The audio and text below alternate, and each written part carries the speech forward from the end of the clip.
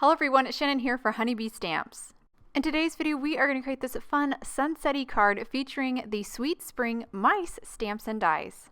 We're going to start by creating our background. I have the new Spring Leaves A2 pierced cover plate die here, and I'm just going to die cut or really pierce this A2 panel of white cardstock. So I'll just place the die on top and run it through my die cutting machine. The die impresses a beautiful series of leaves in the background. Now I'm going to ink blend over this pierced panel, starting with Mustard Seed Distress Oxide. I'm going to ink blend this in kind of an ombre fashion, so I divided it visually kind of into quarters. First started with that mustard seed, now moving on to spiced marmalade.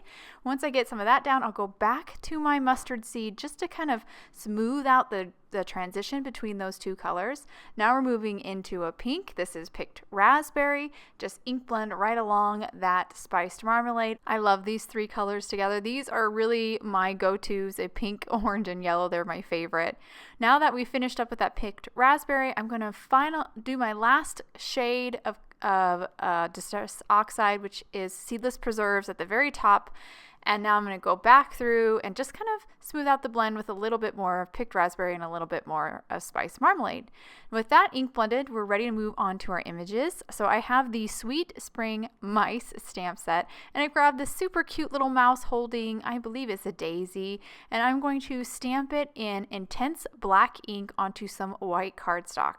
After I've stamped it down, I will then Copic color this image. I'm going to color this mouse in warm grays. So I'm starting with W1 here and just going to color the whole body of the mouse, even the sides of the ears. The inside of the ears I'll color later with the pink, and I'm also not coloring his little snout. Now I'm moving on to my medium shade, which is W3, and just coloring every area that I think would be in shadow. I'm kind of imagining the light source is coming from the upper left.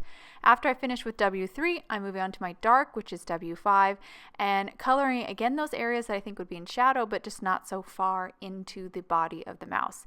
Now that I finished with the W5, I'm blending it out with my medium and my light, which was W3 and W1, just to get a nice smooth blend between those three colors. Now for the ears, I have a really light pink that I'm going to color the inside of the ears, and then I decided to warm it up with a little bit of E30, so I just colored all the ears and even the little snout. Then I'll add a little bit more of the pink on the snout and then make a little cheek with the pink as well. And now we're ready to move on to the flower. I'm going to start with the center of the flower with a light orange, then a darker orange, and I'll stop there, but I actually will later add even a darker shade. Now I'm moving on to my light yellow, which is Y02, coloring all of the petals with that light yellow. Then Y15, which is my medium shade, kind of working from the center of the petal out. And then I'll finish up with my darkest yellow, which is Y17, nearest the center of the flower. Now I'm going back to that really dark orange, which is R05, just adding a little shadow to the center. And that will actually complete my little mouse. I went ahead and cut him out with the coordinating dies. Now I have my sentiment, which I'm using stamps from that Sweet Spring Mice stamp set. I just am going to heat emboss, so I did apply some anti-static powder, ink them up in Honeybee's Stamps Clear Embossing and Watermark ink. Now I'm heat setting this. I did dip it into some white embossing powder, and then I went ahead and die cut those out with the matching dies. Love that this set has dies for the sentiments as well. Now we're moving on to this super awesome Secret Garden A2 cover panel die. I love this die. Just die cut it out of some black cardstock, and now I'm ready to kind of bring this all together. I'm going to start by adhering my ink blended panel to the background. Now again, if you remember, we did die cut this panel with that pierced die, and it has a very subtle texture. The ink blending does kind of bring it out a little bit, and I love that little faint detail in the background, just a nice little touch. Now on to our Secret Garden A2 cover plate panel. I'm just going to add some foam adhesive strips to this. These are some really awesome thin foam adhesive strips that work perfectly for this. Just added it to the frame of this panel, and now I will stick this down to my card front.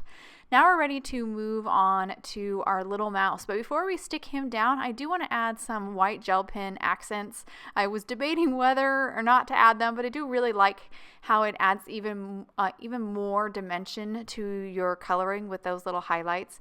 And I don't have a hard and fast rule for where I add them. I just kind of add them anywhere where I'm going to have contrast. So I actually add them into the darker areas of my image.